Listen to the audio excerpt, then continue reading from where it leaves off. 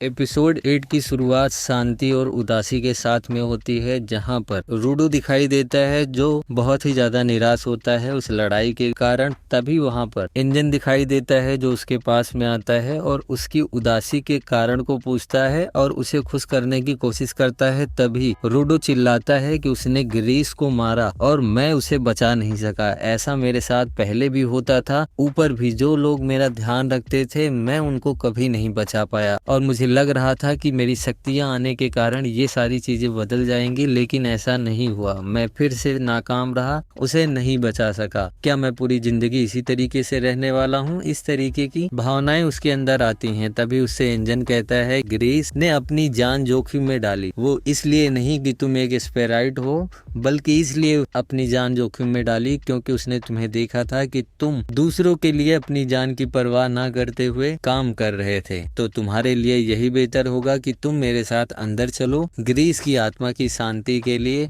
प्रार्थना करो। और यही कहते हुआ इंजन चला जाता है और उसके साथ रूडो भी जाता है। लेकिन जैसे ही यह दरवाजा खुलता है रूडो बिल्कुल ही शॉक हो जाता है, उसकी आंखों पर भरोसा नहीं होता। तभी सामने उसे ग्रीस बिल्कुल सही अवस्था में दिखाई देता है। से कांग्रेचुलेशन देता है कि तुमने अपनी शक्तियों का सही से इस्तेमाल किया, जिससे रूडो अब भी नहीं समझ पा रहा था कि वो कैसे बच जाता है। यही सोचता हुआ वो वहां पर जाता है। इंजन और बाकी सारे लोग उसे बच्चे की तरीके से उसके बालों को रब करते हैं और उससे कहते हैं तो अच्छा मुन्ना, इसी वजह से तुम बहुत निराश वहां बैठे थे, ले ले ले ले, इस तरीके से उसे परेशान करते हैं। रूडो कहता है कि तुम इतनी ज्यादा चोट के बाद में भी तुम कैसे बच सकते हो, उसका पंजा तुम्हारे शरीर के आर पार हो चुका था, फिर भी तुम कैसे बच गए। ग्रेस बताता है कि हमारे पास में एक मेडिकल गिवर भी है, ये सारा का सारा क्रेडिट इस छोटी बच्ची के ऊपर जाता है जिसका नाम है इसका स्टीलवा, जिसने मेरी जान बचाई। और यह सुनकर के वह लड़की भी बहुत अजीब मुद्रा में जाती है और उससे कहती है कि मैंने जीवन में कभी भी कोई काम सही से नहीं किया था, लेकिन ये वाला कैसे हो गया मुझे भी नहीं पता। और यह सब देख करके इंजन और रूडो भी हैरान होते हैं। वह उससे कहता है कि तुमने बहुत बढ़िया काम किया और तुम्हारी वजह से ही मैं जिंदा हूँ, तो तुम्हें बाकी चीजों के बारे में सोचने की जरूरत नहीं है। और वह फॉलो को भी धन्यवाद देता है कि तुमने मुझे उस पागल आदमी के पागलपन से दूर रखा, इसके लिए तुम्हें बहुत बहुत शुक्रिया। तुम गिवर बनना चाहते हो, लेकिन मैं तुम्हें सलाह दूंगा कि तुम गिवर बनने की बहुत ज्यादा कोशिश मत करो। जैसा चल रहा है सब उसी तरीके से चलने दो। और तुम्हारा बहुत बहुत धन्यवाद, तुमने मेरी जान बताई। जिससे वह रुआसा होता है और वह उछल करके उसके ऊपर जाकर के गिर जाता है और उसे बड़े भैया भैया करके उससे बात करता है। तभी ग्रीस रूडो से कहता है कि तुम बहुत ज्यादा मत सोचो उस ताबीज के बारे में, मुझे खुशी है कि मेरी कोई प्यारी चीज किसी आदमी के काम आई और तुमने बहुत अच्छा काम किया। तुमने उस पागल आदमी को हम लोगों से दूर रखा और तुम्हारी टीम ने बहुत बढ़िया काम किया। कुछ सेकंड के पॉज के बाद में रूडो ग्रीस को धन्यवाद कहता है और तभी इंजन उससे बताता है कि तुमने बहुत बढ़िया काम किया, लेकिन अब हमारे पास में और भी सारी समस्याएं हैं। रेडर हमसे खुलेआम लड़ाई करने के लिए तैयार हो गए हैं, तो अब हमें ट्रेस बीस के साथ में और भी मुसीबतों का सामना करना पड़ेगा। और सबसे खुशी की बात यह है कि हमारे पास तुम जैसे गिवर हैं, जिससे ये काम बहुत ही आसान हो जाता है। तभी पीछे से एक आदमी आता है और कहता है मुझे इसके बारे में कुछ जानकारी है। और वहाँ एक हट्टा कट्टा आदमी दिखाई देता है, जिसे देख करके रूडो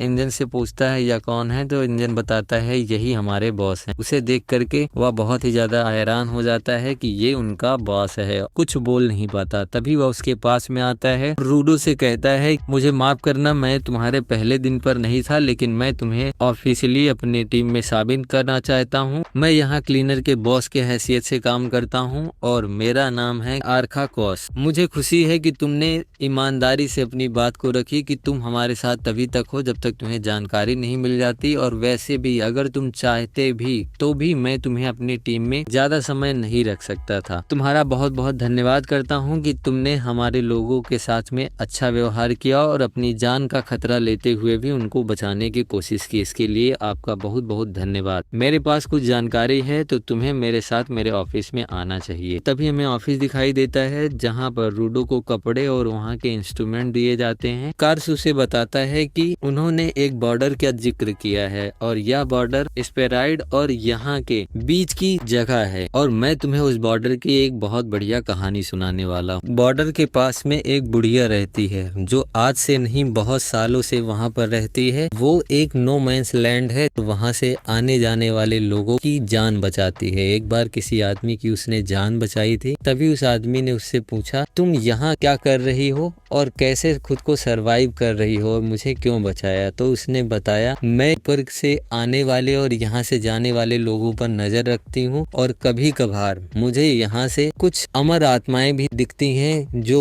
ऊपर से आकर के अमर हो जाती हैं। और वह हंसती है। रूडो उससे कहता है इसका मतलब ये है कि अगर मुझे वहां तक जाना है तो मुझे उस बुढ़िया के बचाए हुए किसी आदमी को ढूंढना होगा, उससे वहां जाने का रास्ता पूछना होगा। जिससे वह भी एग्री हो जाता है और कहता है कि मुझे पता है कि इसमें बहुत ज्यादा खतरा होने वाला है, अब ये पूरा तुम पर है कि तुम वहां पर जाना चाहते हो या नहीं। तुम वहां जाते जाते मर भी सकते हो। जिससे रूडो खुद को कन्विंस करता है, ये सवाल ही नहीं पैदा होता कि मैं वहां नहीं जाना चाहता, मैं वहां वापस जरूर जाना चाहता हूँ। तभी कमरे में नॉक की आवाज आती है और वहां से इंजन आता है। इंजन रूडो को देखता है, खुश हो जाता है क्योंकि वह क्लीनर्स के पोशाक में होता है और वो उससे कहता है कि तुम इस पोशाक में बहुत ही ज्यादा कूल दिखाई दे रहे हो। सीन स्विच होता है, हमें शांका दिखाई देता है जो पसीने से तरबतर होता है और बहुत ही हैरान होता है किसी चीज को देख करके। और सामने दीवार से कुछ हैवी आदमी निकलता हुआ दिखाई देता है जो बहुत परेशानी के बाद में खुद को निकालता है और वहाँ की चीजों को तबाह कर देता है। सीन स्विच होता है, हमें रूडो अजीब सी हालत में दिखाई देता है जो गुस्से में कहीं जाने की कोशिश कर रहा होता है। फॉलो उसे रोकने की कोशिश कर रहा होता है। तभी हमें पता चलता है कि वह उस बुढ़िया से मिलने जाने वाला है। फॉलो उसे रोक रहा होता है लेकिन जबरदस्ती रूडो वहाँ आज ही जाना चाहता है, जिसके लिए बहुत ही ताकत लगाता है। और फॉलो सोचता है कि इसके अंदर इतनी ज्यादा शक्ति कैसे हो सकती है। उनके बीच ये सारी चीजें चल रही होती है। वहाँ इंजन आ जाता है और उसे रोकता है कि तुम लोग ये क्या कर रहे हो। मुझे पता है कि तुम्हें बहुत जल्दी है उस बुढ़िया से मिलना है, लेकिन एक बात ध्यान से समझ लेना कि वो बहुत खतरनाक जगह है और नो मैंस लैंड है। वहाँ जाना इतना आसान भी नहीं है और बिना तैयारी के तुम अगर वहाँ जाते हो तो मर भी सकते हो। ये बात अच्छी है कि तुम्हारी शक्तियाँ जग गई है और तुम उनका इस्तेमाल अपनी विल पर कर सकते हो, लेकिन अब भी हमें नहीं पता है कि तुम्हारी शक्तियों की हद क्या है और वो क्या क्या कर सकती हैं और तुम्हें तो बिल्कुल भी उसके बारे में कुछ नहीं पता है। तो सबसे पहले इन सारी चीजों को ध्यान में रखते हैं। तभी रूडो खड़ा होता है और उससे कहता है क्या तुम मेरे साथ में चलने वाले हो। जिससे इंजन कहता है हाँ जरूर, तुम्हें अकेले कैसे जाने दे सकता हूँ और वहाँ अकेले जाना बहुत ही खतरनाक होता है। लेकिन रूडो कहता है कि तुम वहाँ अकेले ही गए थे। इंजन कहता है क्लीनर का काम केवल यही नहीं होता कि वो ट्रैश बीस को मारे, उन्हें और भी जानकारियां इकट्ठा करनी होती है जिससे खुद को बेहतर बना सके या अपनी सोसाइटी के लिए अच्छा करना पड़े, जिसके लिए मैं वहां पर जाता हूँ। यह सुनकर के वह परेशान हो जाता है, कहता है कि मुझे पता नहीं था कि रेडर्स भी गिवर्स हो सकते हैं। इंजन बताता है इसमें चौंकने वाली कोई बात नहीं, कोई भी आदमी उसका व्यक्तित्व तो उनकी चीजों पर डिपेंड नहीं कर सकता। अगर कोई बुरा आदमी है तो वो भी अपनी चीजों का अच्छे से ख्याल रख सकता है जिससे वो गिवर बन सकता है, तो इसमें कोई बड़ी बात नहीं है। और वह आगे की ओर बढ़ने लगता है। तभी रूडो सोचता है कि मुझे तो ऐसा लग रहा था कि बुरे लोग कभी भी अपनी चीजों का ध्यान नहीं रख सकते हैं, लेकिन मैं यहाँ पर गलत हूँ, यही सोच रहा होता है। तभी इंजन उसे वहाँ से आवाज लगाता है, आराम करने की सलाह भी देता है। सीन स्विच होता है, हमें हेडक्वार्टर के अंदर वाले पार्ट दिखाई देते हैं और एक कमरे के अंदर लेटा हुआ रूडो हमें दिखाई देता है जो खुद को रिलैक्स कैसे करे इस बारे में सोच रहा होता है और सोचता है कि मुझे नहीं पता कि मैं ज्यादा देर तक सो भी नहीं पाता, काश मुझे कचरा चुनने को मिले, वो मेरे लिए अच्छा होगा। ये सारी चीजें सोच रहा था। अचानक से वहाँ रियो आ जाती है और उसे चौंका देती है और उससे कहती है चलो तुम्हें मैं हेडक्वार्टर घुमा करके लाती हूँ। जिससे वो दोनों रेडी हो जाते हैं, वहाँ हेडक्वार्टर घूमने चले जाते हैं। और रियो पहले उसे जिम दिखाती है, कैफेटेरिया दिखाती है, टॉयलेट दिखाती है और फिर उससे बातें करना स्टार्ट करती है कि तुम वहाँ ऊपर क्या कर रहे थे। तो रूडो उसे बताता है वहाँ मैं कचरा चुनने का काम करता था, स्टेशनरी घूमने का काम करता था और डांट खाता था। जिससे रियो से कहती है कि यहाँ पर भी डांटने वालों की कमी नहीं है, कुछ ना कुछ बंदे मिल ही जाएंगे तुम्हें। और तुम बताओ वहाँ खाने में क्या खाते थे। रूडो मैं वहाँ ब्रेड खाता था, सूप पीता था और बस यही चीजें खाता था। तभी वो उससे पूछती है है कि तुम्हारा मिठाई के बारे में क्या ख्याल है, जिससे रूडो चौंक जाता है। उसका हाव भाव बदल जाता है। वह बताता है कि मिठाइयाँ केवल अमीर आदमियों के लिए होती थी, हम लोगों के लिए नहीं, तो हमने कभी भी मिठाई नहीं खाई। जिससे रियो कहती है कि हमारे पास बहुत सारी मिठाइयाँ हैं, क्या तुम खाना चाहोगे? और वह खुश हो जाता है और उसे मिठाई के पास ले जाती है। रूडो मिठाई को देख करके एकदम से बौखला जाता है, क्योंकि जीवन में पहली बार उसने मिठाई देखी थी और इतनी सारी मिठाई देखी थी। और वहाँ पर हमें इंजन भी दिखाई देता है जो ताश खेल रहा होता है और उससे कहता है कि देखो, ये ड्रग से ज्यादा यहाँ पर मशहूर हैं, तो इनकी बिल्कुल लत मत लगाना, क्योंकि हमारे यहाँ पोल्यूशन बहुत ज्यादा है, तो हम खाना नहीं उगा सकते। बहुत सारे गिवर्स ऐसे हैं जो अच्छा खाना बनाते हैं, उन्हीं के इस्तेमाल से हम लोग ये सारी चीजें बनाते हैं। इसी कारण से हमारे यहाँ इनकी तादाद बहुत ज्यादा है और ये ट्रकों में है। बाकी सारे लोग वहाँ हंस रहे थे और उससे कहते हैं कि चलो ट्राई करके देखो। और वह डरते डरते एक मिठाई का टुकड़ा उठाता है और उसे अपने मुंह में डालता है। जैसे ही मुंह में डालता है उसका पूरा माहौल ही चेंज हो जाता है, वो अलग जोन में जाता है। बहुत ही ज्यादा टेस्टी होता है और पहली बार मिठाई खाने का आनंद भी उसे मिल चुका होता है और वह जल्दी जल्दी चीजों को खाने लगता है, जिससे एंजन कहता है कि इसे इसकी लत लग गई है। वह सारी चीजों को जल्दी जल्दी खाता है और उसे पूरा चट कर जाना चाहता है। तभी वहाँ कोई और आता है, जिसे देख करके सारे लोग थोड़े से चौकन्ने हो जाते हैं। और रूडो खाते हुए उस आदमी को देखता है तो वह एक छोटा सा बच्चा टाइप का एक